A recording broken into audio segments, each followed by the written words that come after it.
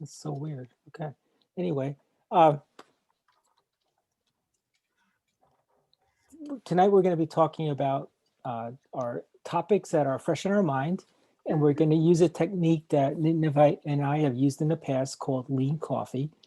So tonight I hope you've brought your Agile questions, and as part of the technique, you're going to learn how you can actually use this in your day job tomorrow. To actually, if you want to facilitate a question with your team, because as you can see, we're not all in the same place. Ideally, this works out great when you're in the same location, but with the COVID world that we're living through, that's kind of a thing of the past. Hopefully, maybe by the end of the year, things will be normal. Actually, my company told me we're not going back till September 1st. So who knows? It seems like the date keeps on moving. Originally, it was April 1st. Now it's September 1st. But anyway, for right now, I'd like to turn the meeting over to Nitin to describe, the process that we're going to go through. And Nitin, let me know if you want me to share the board or if you're going to do it. Sure, thanks, Bob. I'll have you share the board, and welcome to Lean Coffee. You can actually share that now, Bob. So Lean Coffee is an emerging, spontaneous visual interaction with a group of people. And there isn't a set agenda. There aren't any set topics. And it's really the will of the community and the participants to say, hey, what should we talk about today? And figure out somewhat of a democratic way of going through that in some sort of a systematic way. This doesn't necessarily have to do with corporate IT or even corporations. You could do this with planning your life. You could do this with planning a trip. You could do this while even having heated arguments with a significant other, amongst other things. So if you're familiar with Kanban, which comes from the Japanese signal card, it's just a representation of certain swim lanes. And there's typically a to-do, in progress, and done. And if you're heavily into Kanban, this can be very much an elaboration and you can get all kinds of metrics and so on. So the idea today isn't really to go that way, but really just lightly introduce you to the interaction of this and what could happen. So Bob, let me know if you're sharing already or not. It's being very pesky with this password, so it's not letting me in. Oh, wait a minute. I think I finally got through it, and I will Okay, share my no worries. screen. I didn't want everybody to see all my failed attempts. Right, right. And no worries. Also, a lot of you have given me your email address, so I could add you to this board. You would have received an email from Trello. And in case you haven't, I have a link on the chat where you can start seeing that. Okay, my There board you should be go. showing. Yes, I see it. Perfect. So as you see, on the left, there's something called a to-do or discuss, and it has a few descriptive items below. These are called cards, and people can actually use some post-it notes or index card if they were at a physical wall. And we like to read things top to bottom in a certain sequence, and that's what we'll go through. So for example, I've got a few instructions. Click on the plus add card and write a brief description on what you would like to discuss. Um, and there's some things that are in progress. And I don't know if that's Bob, but hey, Bob, could you add a card? I could say that. That's me. Discuss, Yes. or yeah, there you go. Um, and Bob is putting in a card in the in progress column, which would actually be the next one if you were reading left to right. And he's just demonstrating how quickly you can move it back. And in progress, well, what's happening right now? That's the current moment. So maybe if we could represent this, I'll ask for Bob's help again. Hey, Bob, could you put in a card for me saying, explain lean coffee?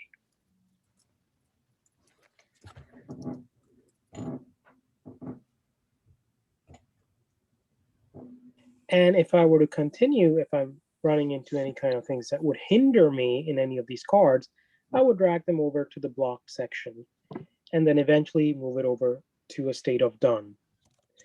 And they could also be what I call aha moments or moments of realization. If you'd like to share anything, you can certainly do that. You can type it in at any time. So at this point, I'm hoping people have access to this Trello board. You can go in, and if you'd like, you can very easily start adding a few cards on the leftmost side. And if you notice, hey, look, there is a similar card saying facilitator explains level of detail over there.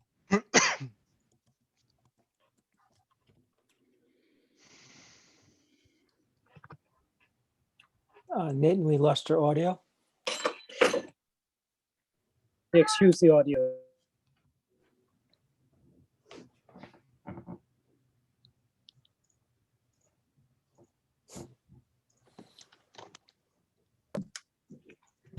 So yeah, as we go, I'm back, I think. I apologize just for that moment, technical glitch.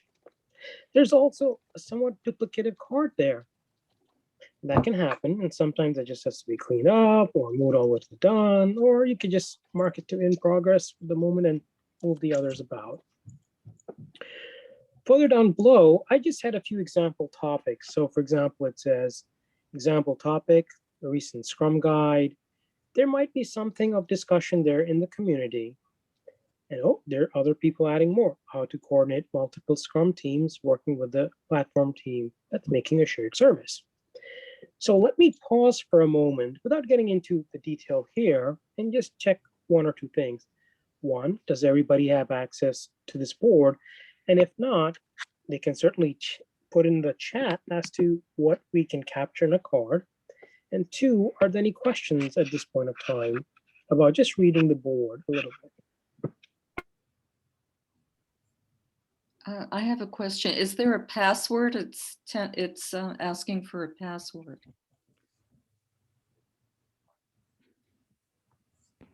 I think if you are new to Trello, it'll ask you to set up an account. So it'll ask you for a password from there. Okay.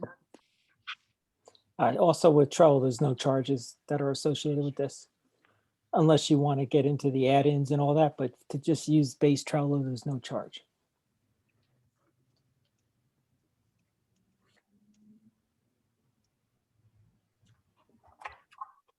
Any other questions on the board? If not, we can start populating things on the to-do or discuss items. Quite simply, at the bottom, you'll see plus, add another card, and you can just put in a topic of interest.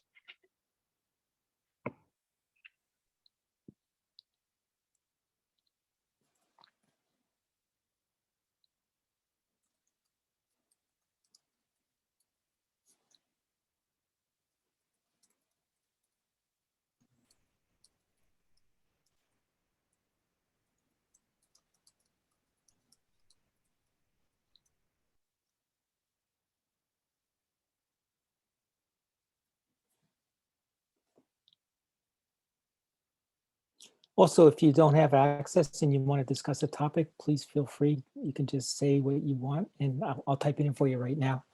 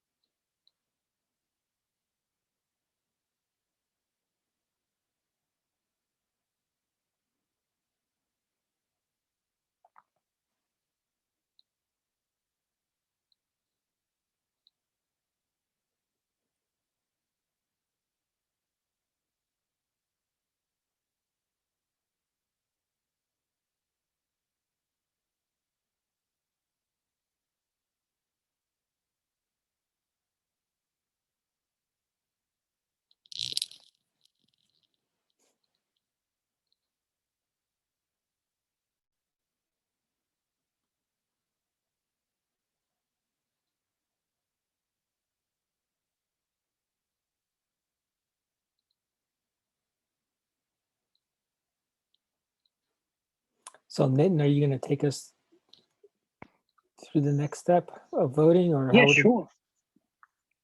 Sure. And you can jump in at any time as well, Bob. Okay. So on the left, we're starting to see a few cards being populated. which is great. Now the question is, given a limited amount of time, which one of these do we pick? And this is where we get into some sort of a democratic process, a voting system, a thumbs up, a visual. And if you click on any one of these cards, if Bob, you could do that for me, you'll notice somewhere on the right, there is a thumbs up or a vote button on the bottom right corner. So if you are interested in any one of these topics, I would encourage you to just click and hit the vote button. Say, oh, I'm interested in this. Maybe you had already got a topic like this added, or maybe you hadn't thought about it, or maybe, hey, you hadn't put in a card, but you said, yeah, let me just say, go for it. And as we start doing that, we'll start getting a real-time count on these cards. If you go back to the board, Bob, I'm starting to see. Just one thing I wanted to point out is after you vote, it shows a check mark next to it to indicate that you voted for it already. And say you change your mind, you can unvote. So if you make a mistake, you can easily correct it. So what Nitin was saying to go back, and now you can see that I voted for this item. And so there's one somebody else did vote to as well. But if I decide, wait a minute, something new came in, I don't really want to do that one, I could just go over here and unclick it and go back, and then I could vote that way. And usually what you do when people are voting, you give them maybe 2 or 3 votes. It's similar, very similar to dot voting, where people are given like 3 dots, and then they could put the dots next to whatever they want to talk about. If somebody's really passionate, they might put all 3 votes onto one item. So there's really no rule saying you have to vote for 3 individual items. You just have 3 votes. Do you know how to do a vote on the mobile app?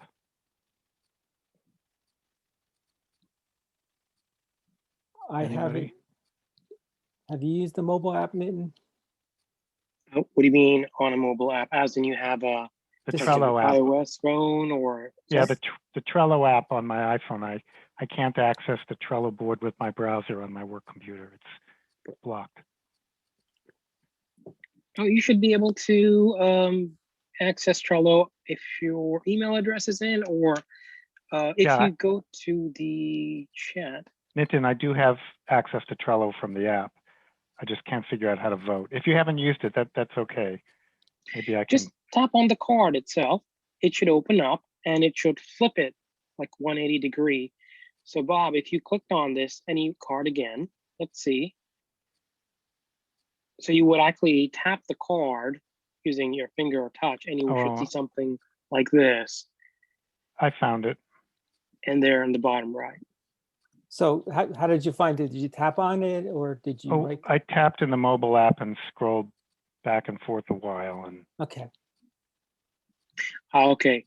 Yeah, sometimes it's a little long. We've got to scroll down ourselves on our PC.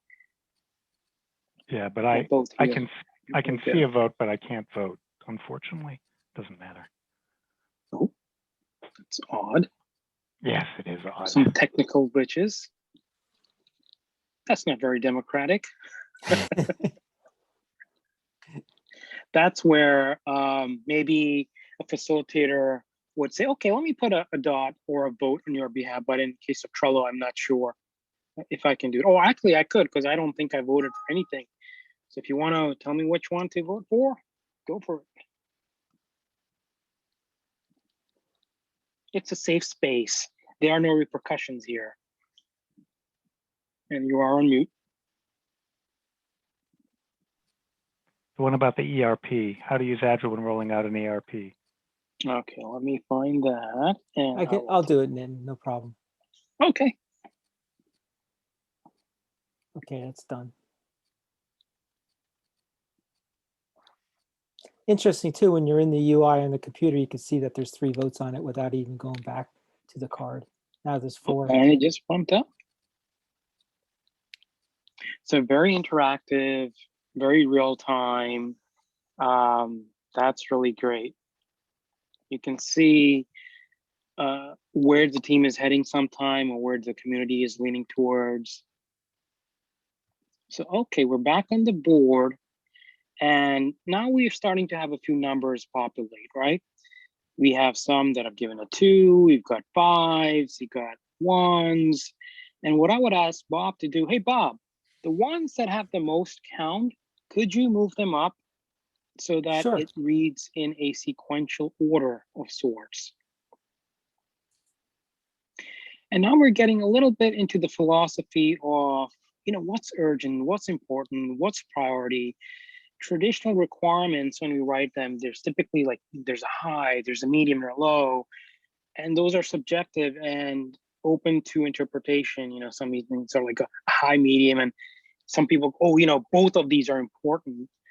But the way Trello works and what Kanban encourages is to keep focus, to just have one item at a time that you can look at. And this is what helps us. So as Bob is moving these about, you'll notice none of these are next to each other side by side. They're, again, top down, so that you can address these one at a time.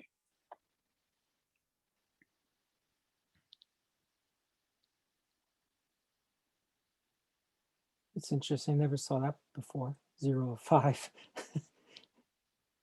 That's me. That's actually a checklist. So Oh. I had added that as an example. And if you want to click on it, I'll show you the difference. But obviously, no one's voted for it. So my area of interest is Scrum, and it had a recent update. Bob and I actually discussed it recently as well. And there's so much in it that I decided to create a checklist. So for example, roles versus accountabilities or commitments, no more servant leadership, blah, blah, blah, blah, blah, blah, blah.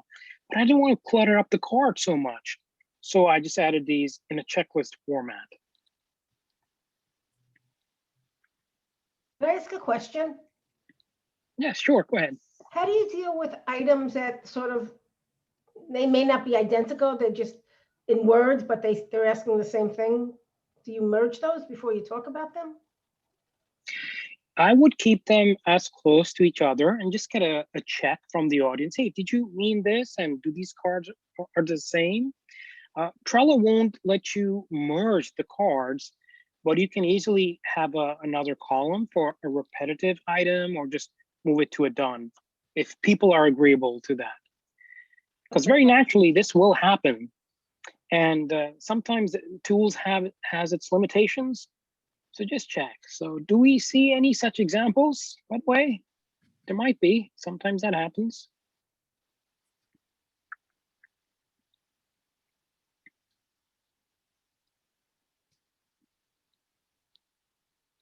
They all look pretty unique as far as what we have. As far as Review how, about, waterfall to agile transition. That sort of maybe they should be. Let's see, where is that? I So- think it's useful to have very specific questions on the card when doing a lean coffee, when I've done these in the past. Otherwise, the conversation can go all over the place and lacks focus. That's a good point. Who actually hems in or corrals the conversation and issues to get decisions made? Does one member drive it? No, for lean coffee, you do have at least one facilitator, and you could have a co-facilitator. It depends on the group. And it's really, you're now getting into something else. You're getting into some team norms and agreements at a moment of time, saying, how do we want to address a card or the depth of it amongst other things? And a lot of this will naturally emerge. As crisp are the questions, that would be better, no doubt. But some things do become broad because it's a broad topic. And we can either be creative and say, call out ELMO. I don't know if you're familiar with the acronym ELMO. Enough, let's move on where there's too much discussion. Or, hey, could we create a new card for this? Or could we table this for a later time? Because the idea is to just keep the momentum going. So you might even have more boundaries to a card. Say, hey, let's discuss a card for no more than 2 minutes of time, or no more than 5 minutes, or just keep it open-ended and see what happens. So it's very fluid. So Now, it's when not, you are, it's not just driven by the backlog board then to resolve them or discuss them further. It's anything you want to talk about, it seems. Correct. The backlog emerges. So even as I'm talking right now, or even as maybe we pick a card, somebody could add a new card. And if we have time, we might get to it. So let me do a time check. It's around 6:21, and maybe we should start looking at these cards top down to see if we could get into some discussions that, you know, people have voted for.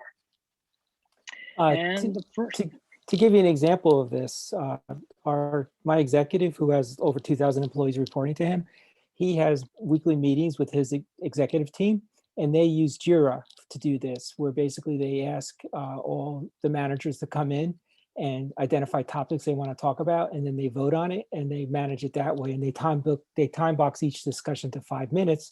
And at the end of 5 minutes, the team decides if they want to continue or move on to the next. So this is not just being used by teams, it's being used throughout management.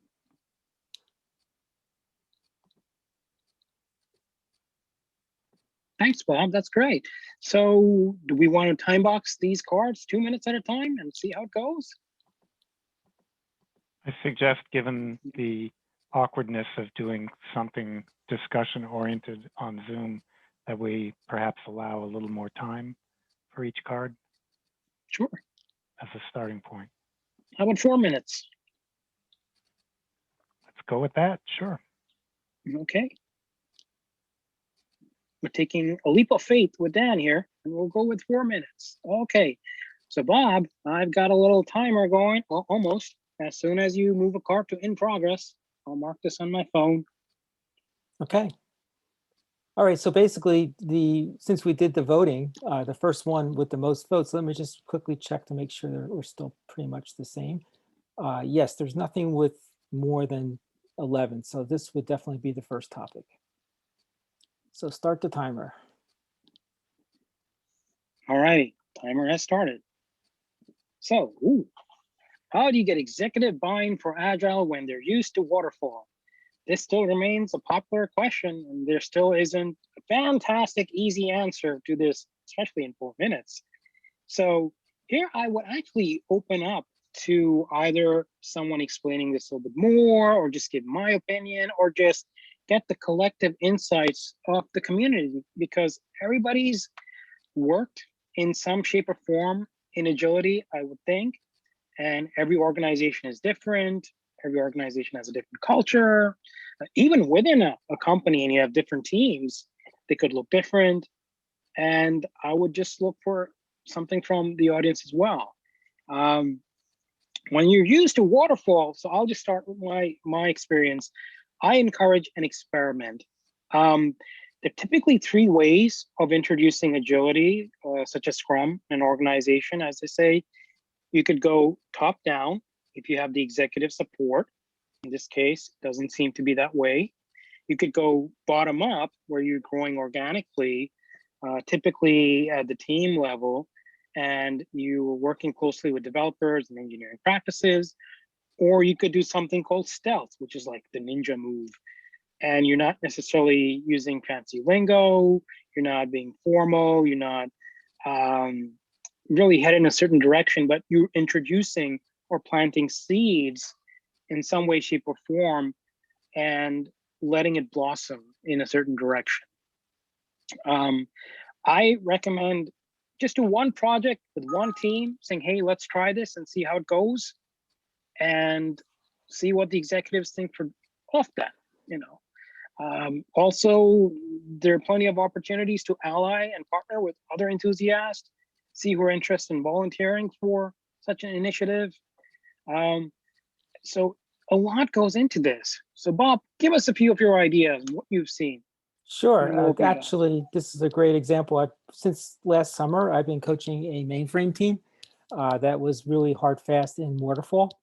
And they saw the light and they wanted to move to Scrum. Now, the question is, how do you do that? And so what I did is pretty much what Nitin said, is you pick a piece of it, because you're not going to convert the entire organization to Scrum overnight. And so what we did is we built what we call a feature team. Now, the mainframe team is used to working in components where you have UI, work, or, as one team, middleware as another, and then backend as the third team. So basically you're always dealing with 3 different teams and you have to coordinate the work. And so the first part was convincing the CIO to release people from the UI team to the middleware team and from the backend team to form this single team. And after that it just doesn't happen overnight. It takes work. It takes a lot of talking and explaining, and basically, to get the organization to buy into it. So now we have this feature team, and the feature team starts really doing well. However, they lose their UI developer because the business said, oh, we need this person back. We can't let this feature team continue.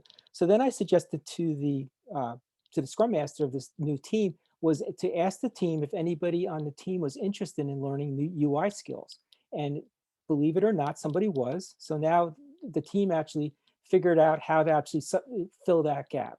And so that team has been very successful. They've been actually, they're doing sprints every 3 weeks. And now the next step will be to actually duplicate that team, where you're actually going to build more feature teams within the organization. And so that's an example, and I've actually seen it in real life, and it's working. Saved by the bell. So that was a lot from Bob and me as well. Quick time check. Do we want to continue talking about this? Let's say another 2 minutes or so. We got the highest votes, and we could even open it up to others if you'd like. Or should we pull in another card? I'd like to pull in another card. Okay. Is everybody, now here's an interesting thing with Lean Coffee. And again, we're in a very fluid state. We could do 1 or 2 things. I could create a new column or put this in block, or say, hey, we'll come back to this card later. Or if I get a good consensus saying, hey, is this done? If people could give me a thumbs up, then I can say, hey, yeah, this is done. Most of the people should, if I see that, then we can just move it to a done state. And now this is getting into your other concept of your definition of done when it comes to Scrum teams. What does it mean to say you're done? In our case, it's very conversational and fluid right now.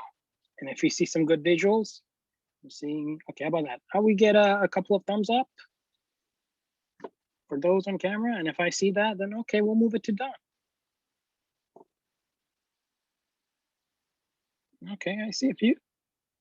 So let's move on to the other card. And this might be similar to what we've just talked about as well. How to use Agile when rolling out ERP that typically takes 9 months plus in an SMB environment where people are used to waterfall. Could someone break down the acronym SMB for me?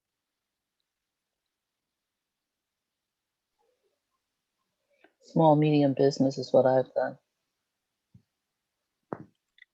Small, medium business. Okay, got it. Plenty of acronyms out there, so I apologize. This is the one I didn't know. Enterprise roles fine, that typically is 9 plus, and small people are used to waterfall. Maybe the person who wrote the question could tell us more about what they're looking for. Yes, I was just going to say that. Someone's part psychic on this call.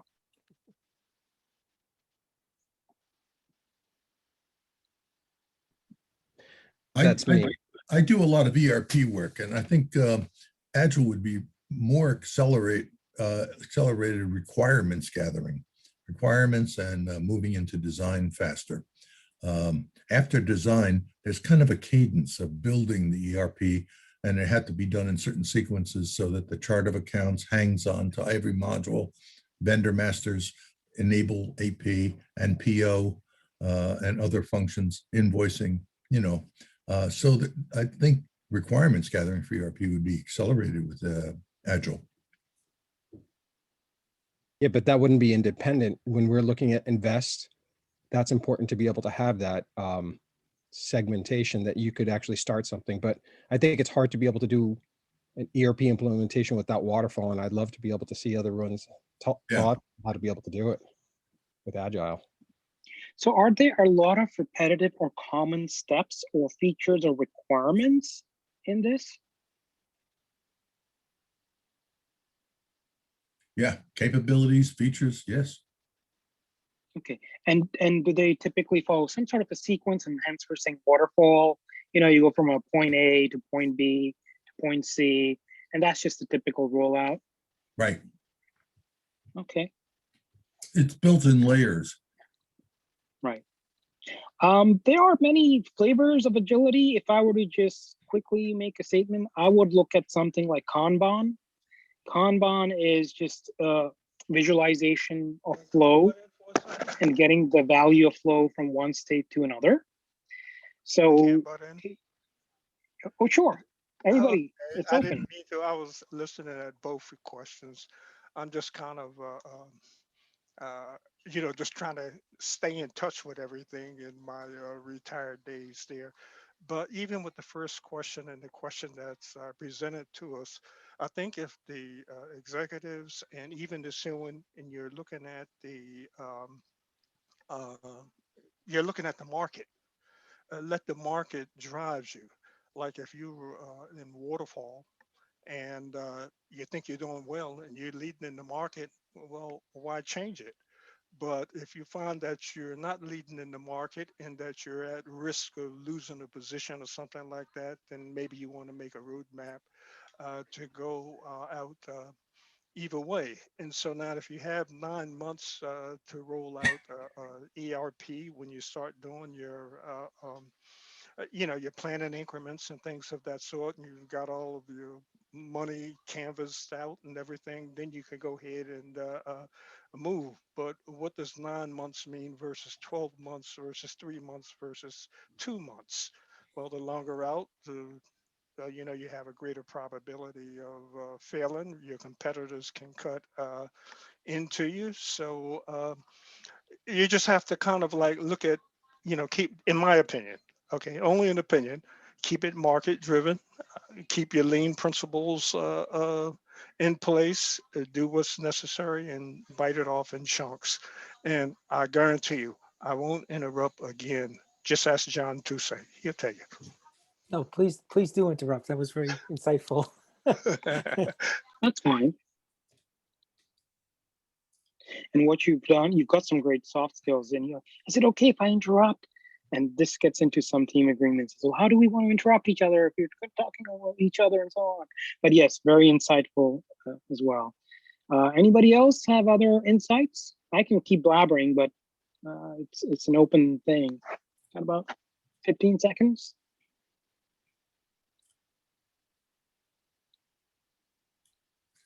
No, we'll go. I did a professional Scrum with Kanban course. I would certainly give Kanban a shot when looking at something like this. So we're at time. Again, quick check. Do we want to keep talking about this or do we want to call it a done before we get to something else? Can I mail in a vote? You could. So you want to keep going on this? No, I think No, done. it's not an easy question. I would like to keep on going on this because I heard that safe agile is pretty good, but I don't want to continue taking too many people's time. You want to keep going to other cards is what you're saying, or you're going to keep on this card? Okay, I said I wouldn't butt in, but I'll butt in again anyway. It's just my nature. I try to, after all of these years, I tried to learn, but some things just don't sink in. But we have to remember that these here lean and things like these are mindsets, principles. So like if you say I'm gonna go agile, it doesn't mean that that this is some set method, whether it's going to be XP, Scrum, or whatever your development method is. So if we just keep in mind that they're actually kind of principles, and I'm making the assumption that maybe we're slipping away from that particular concept of mindsets. To give you an idea, we actually use this in our service delivery for complex software products. It's not a development environment, and we actually use exactly what you're going through here. It's incredibly useful to work through a backlog, see the states of cards with multiple people working on them. We don't use Trello per se, but we use Miro as a whiteboard, and working through different PMIS systems, we're actually able to log time, notes, a whole bunch of goodies, and even have a little process overlay that's beyond Scrum. But it is a very agile foundation, and it's probably the best way to look at complex work breakdown structures is through this type of environment. Question. Very insightful. Is Trello the only offering for Lean Coffee, or does Jira also have something like it as well? Well, Jira is Trello. Jira bought Trello. Oh, And they do have applications for Lean Coffee, but this one's free. I see. If you just Google Lean Coffee applications, you probably find a number of them.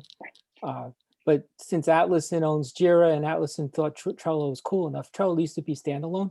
I actually used this at my church we were doing a technology group where we're looking at what the office was using and helping them. And it worked out really well. And it's because it's free. And then Atlassian bought it. So, Oh, cool. and Atlassian, you know, they're the ones behind Jira. And that's probably the #1 tool used by Agile teams because it's probably the most affordable. I see. Besides a spreadsheet. But Yes.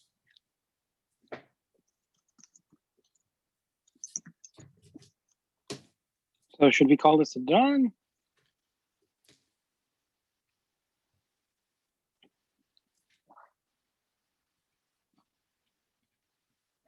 somebody Look, put I this in just realized- progress. They broke a rule. Can't do that. Oh no, I broke a rule. You broke the rule. I Okay. did. Oh, so you're the facilitator, so I guess we'll let you go. Ah, look at that. Because something just emerged. We were talking about it as well. I just said, hey, let me put a different card for this. Oh, okay. All right. And we can actually move that to done because we stopped talking about it. Okay. Yeah, this one will be. But quick, also too. wanted to demonstrate that. What does it mean when you break a rule? The unspoken rules, not an explicitly spoken rule. And this is where you have not only a great Scrum Master in your team who's got your team norms and agreements and your information radiator out there explicitly. All right, shall we look at the next card? I'm not clear what rule you broke.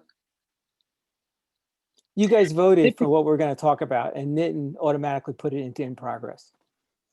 And we, when we started this meeting, we all agreed that we would talk about the items based on the voting. Okay. And so what Nitin did is he kind of snuck this card in while we were talking, Oh, and it was in that's progress. And really, it should have been over here. Okay. So that's what, and what Nitin was doing was actually, you know, I was answering the question, Nitin put the card in. So that it depends how you want to enforce rules. Okay, thank you. Right. And this is interesting. I'm a former product owner, and sometimes a lot of work emerges, and it's not captured.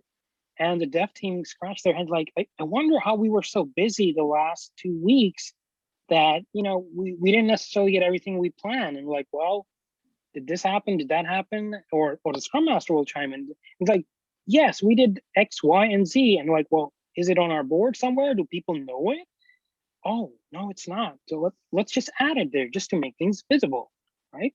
So you just got a sample and a taste of that as well.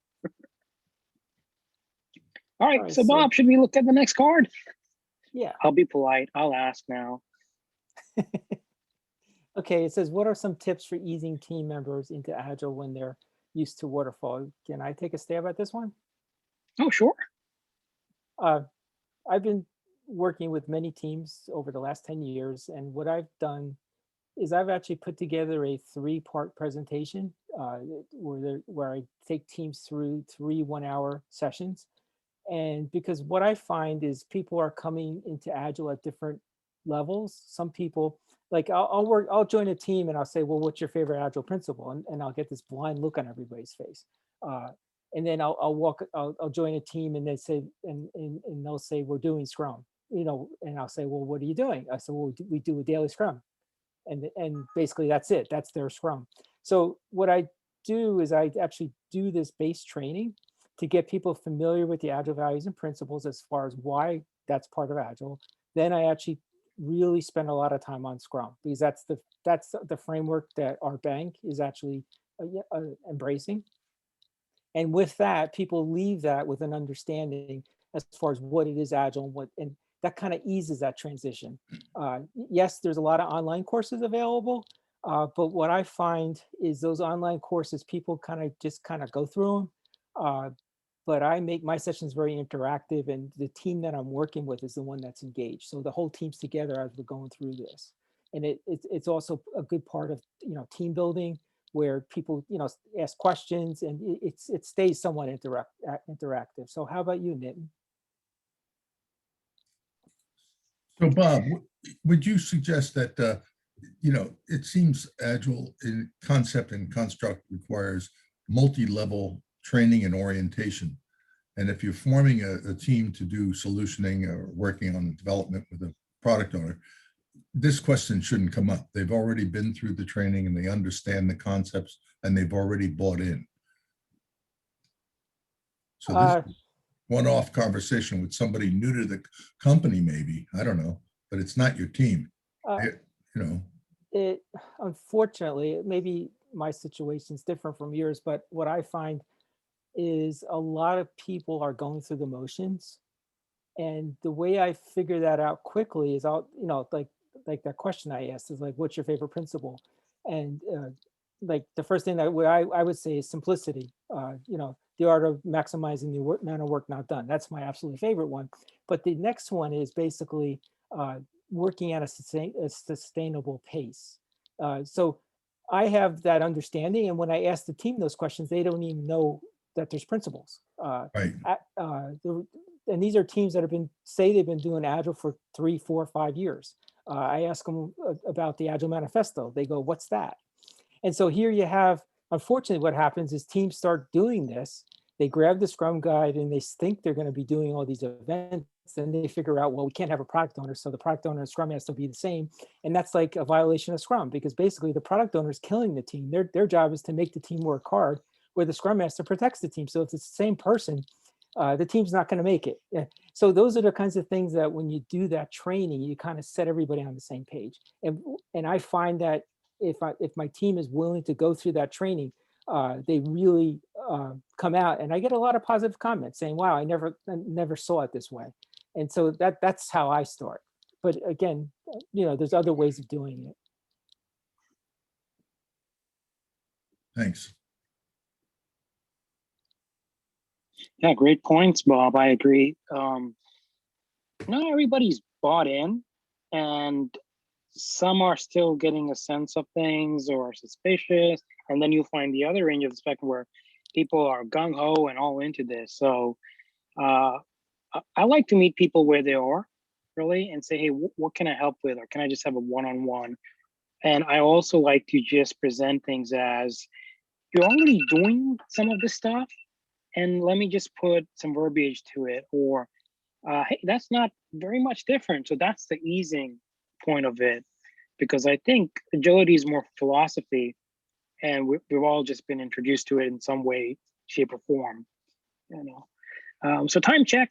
Do we want to keep going on this, or do we want to move it to done? I'd just like to add a comment. Me again.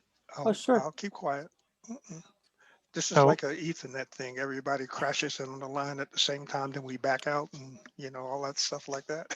But I think he hit the key point on the training piece, and then when it kind of like flows from the top, people begin to get the buy-in. But I think it would probably run into a little bit of difficulty if I walked up to, say, one of my developers or something and said, hey, look, we're going to go Agile tomorrow, and we're going to have these here 5-minute stand-ups, and you're going to tell me what you did and what problems you have. I'm going to throw out the project manager and tell him to go someplace and build a guy I call a coach or a scrum master or whatever and walk in. But I think the training, and it has a kind of like flow. Like I worked in the VA a long time, and they tried to they had to transform the whole culture, but it all came from training and getting everything sunk in. The new people you bring in, they come on board, and then once everyone begins to get the rhythm, I think it begins to pay off for you. But the training part is really the big piece. One guy's opinion. I better let you guys see my handsome face, so y'all know who's talking.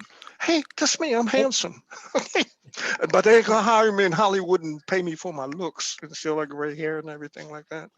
Okay. And the other thing I find is you get the people that are most vocal and against it. And what you do is if you can win them over, believe me, everybody follows. It's amazing if you watch that. You know, you get those people that are like, nope, we're not going to do this. But if the minute they buy into it, it's like, boom, overnight things change.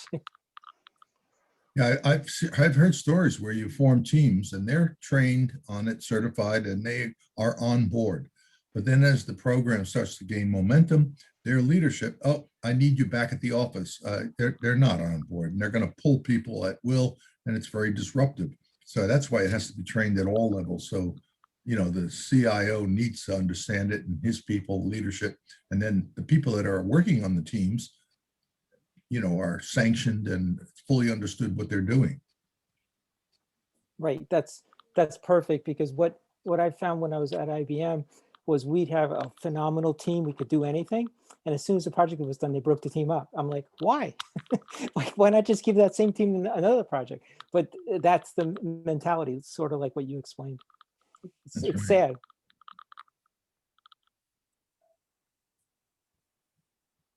So are we going to put this to done? Yeah. Going. Okay, this one has 8 votes. Then the question is, what does blocked mean? Alrighty.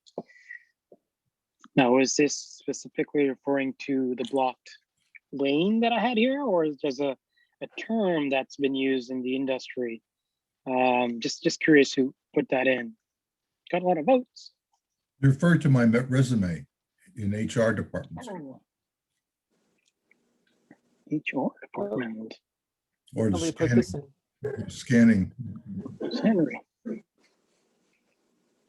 Okay, so blocked is a column that I have added to this board as a visualization when we're stuck with something and we or most people in a team cannot move ahead unless we need some sort of further discussion, maybe get additional help, maybe get external help outside of this group.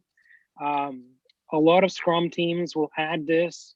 A lot of Kanban folks will add this per column as well. So it gets into your WIP limits as well, which is your work in progress. So, you know, you could be doing some sort of development work on a set of requirements and something's amiss in one of them, and you just have a visual indicator or a flag and it just is blocked. That means, hey, we need to look at this again somehow or some way, shape, or form.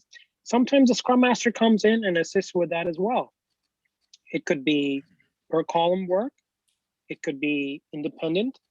I prefer to do it per column rather than this, but this is just a lean coffee and it's very fluid. So an example of block might be some people saying, hey, I cannot log into the Trello board. I wasn't added to it, you know, and I just put that as a visual so that maybe Bob or John could go in the background and say, let me see if I can take care of this. You know, oh, there's this person's email in the chat. Let me take that, copy and throw it into the invitation and then unblock that card or move it ahead. So sometimes when work is disruptive, we just want to have an indication of how to represent that. So those are my thoughts on what block means. Anybody else want to chime in? Feel free. So do you circle back in future sessions to address the blocked ones? Yeah, you could address it at any time, depending on the urgency, amongst other things. It's not done, so, and it's not in progress, it's just blocked for a reason or pending, right? Correct. So it could float there for a long time. It could. And this is where you get into work item age as well as a formal metric in Kanban. So you have something and it's just sitting there, sitting there, sitting there. It's like the banana peel. You know, your kid just had a healthy snack as their daddy was encouraging, and they forgot to put the banana peel in the trash can. So it's just sitting somewhere on a table and I'm looking at it and I'm like, do I want to be taking care of this quickly myself, or do I want to teach them some lessons of life? So I walk away, I come back an hour later, it's starting to look a little funny.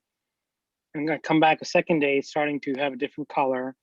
I come back a fourth day, now it's starting to smell. So that's your work item age and how long it's been there blocked before you address it, right? So I'm adding just a touch of humor here and a different metaphor, but you can get interesting metrics as well. And you might have some insights. Oh, you know what? There's a dependence on this. We can't get to this item before team A finishes up their sprint, which will be in 2 weeks.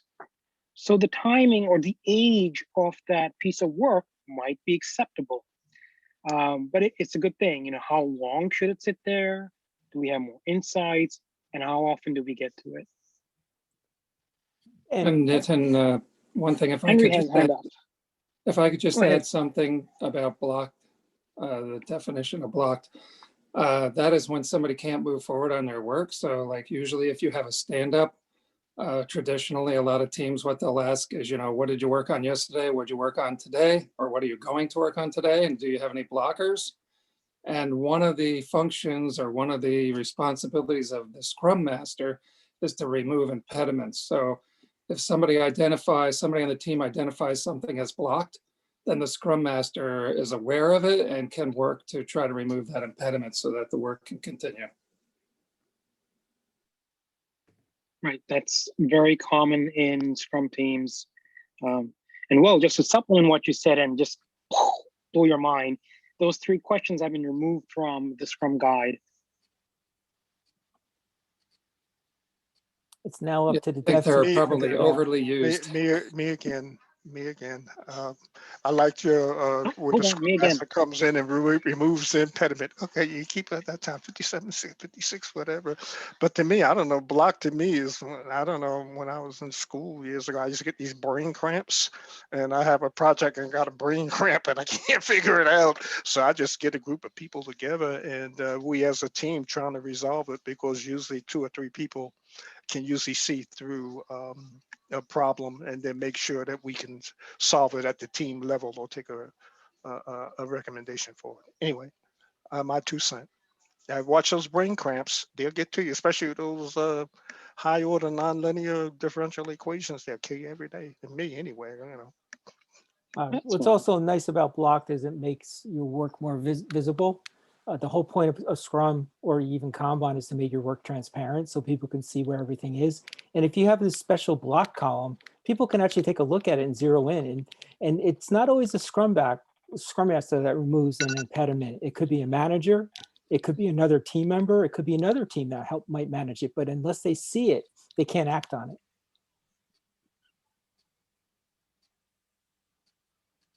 You're all very good comments. So and I guess you're insights. saying an impediment is an impediment regardless of what level is at, right? Exactly. Yeah, I got you. It's Good stopping, point. it's slowing Very the good team point. down. Some Scrum Masters will keep an impediment log, and they might have an enterprise impediment log as well. I have done that. So you might be a Scrum Master and you've been talking to other Scrum Masters, either in the program, portfolio, or just the enterprise, and say, hey, this thing seems to be repeating itself, or there's a limitation of the technology or the tool, maybe compliance. We need to just bubble it up so that leadership understands this is not just affecting one team or one stream of work, but it's much broader, so to say. And if leadership starts seeing that, they can kind of start prioritizing some of these as well. Oh, we better get to this first. And we know the trickle-down effect compared to other things. So there are different ways people can address this. All right, do we want to keep going or move it to done? It's about 6:55. We will have about another 5 minutes as our time box, and we'll have an informal breakout session after that. But let's look at the next one then in the to-do and discuss. As Bob is moving that over. You just got your Kanban certification. That's awesome. Oh no, the limelight is suddenly all on me. And just a note in facilitation, if we do not get to everything in the to-do or discuss, it's kind of okay, because supposedly the most votes were on the other cards or the most value. So we're still at a good spot wherever we end up, wherever we land. So the question is, what's the difference between Scrum and Kanban? I can take a start at this. Anybody else can chime in. Scrum Is this a question? one of the flavors. This is a question that is this a someone put up question there. that is about Kanban process as continuous input, or Well, if you look at Agile, there's different ways teams can be Agile. And right. basically I there's understand that. frameworks. I'm going to saying is the question about the Kanban process or Kanban Let's board.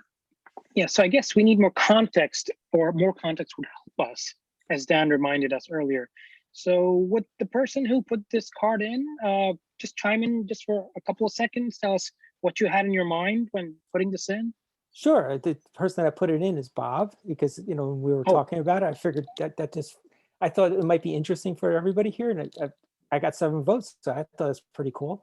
But anyway, you following the Scrum framework, you're following the Kanban framework, and basically I thought it'd be interesting for everybody to hear, like, what's the difference? Because both support agility, and so both will help your team be agile. Oh, I see. So Yeah, that makes I sense think now, that's for sure. Yeah. Okay. Well, Okay. Now, if I have a Kanban board and I'm running Scrum development and I look at where I'm at in each one of the phases, I think they kind of like work hand in glove, although Kanban comes back, as I think someone said earlier, from I think it was Toyota manufacturing, with lean principles and all of that. But I think it just runs hand in glove. You're looking at your throughput, you're looking where you are, and are you progressing, or getting your stories accomplished as you should be. So to me, I think they work together. See, Scrum is just a development process, as I said before, whether it's software or something else. But you just have a Kanban board. Every time you do Scrum, you'll have a Kanban board up there, and you're just looking at it as you're going through all of your not processes, but as you're going through all of your little functionalities that you're moving forward. But the key difference, one's a development process associated with Agile, lightweight. The other one is a manufacturing process in the technical terms. But I like the word, we call it, let's see, Henry Will was getting ready to say something. We call it Scrumban, I think it is. Right, well, Scrum, if the Scrum question with is, Kanban, right? the question, Mike, I do that. My teams, we do Scrum, but we create a Kanban board because it visualizes the work better. But there's a separate process called Kanban where you don't have Right. the Scrum events and artifacts. And Right. so that's the question. It's less process heavy. In fact, it's really light. This is how I actually learned Scrum or Agile in general. Making the leap from Kanban into Scrum is actually really, really easy. It's just a couple of extra rules, as you were, for the framework. But coming from a manufacturing, I wouldn't call it a mom and pop business, but we did tool and die work as manufacturing services, and there was a lot of this continuous input and cycles that we had to run through, and we used a board a lot like what you're looking at. It was very much like the mail coming in, processing it, and getting the mail out as fast as possible. So it was a way of just lining up what work needed to be done, what stage it was in, and are we done with it and ready for delivery? So it was a very light way to look at it, and it was taken exactly from what you had mentioned about Toyota. It was really built for continuous manufacturing process, but trying to stay as light as possible with process. Not a lot of heavy process on top. Again, the biggest thing that you're measuring is the increment, how fast you can get things out the door. So that to me is what it represents to me anyway. Right. Yeah, So I'd I like think to we're try- learning more about similarities and what supplements it. Henry, was that Yeah. you? Go ahead.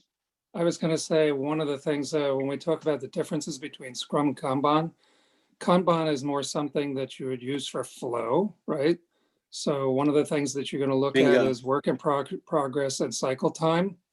And Scrum, on the other hand, one of the differences is that Scrum works in time boxes, right? So Yeah, you could have a for sure. 2-week sprint or whatever, and there's certain ceremonies that you have with Scrum that you can adopt in Kanban, but they're not necessarily part of Kanban, the ceremonies that you would have in Scrum. So there are two differences. That's So brilliant. Yep. Nitin, we're at the top of the hour, so we should formally Okay. end the meeting and then allow people to have the ongoing discussion, because when you work with Agile teams, you should always start on time and end on time, because people have lives.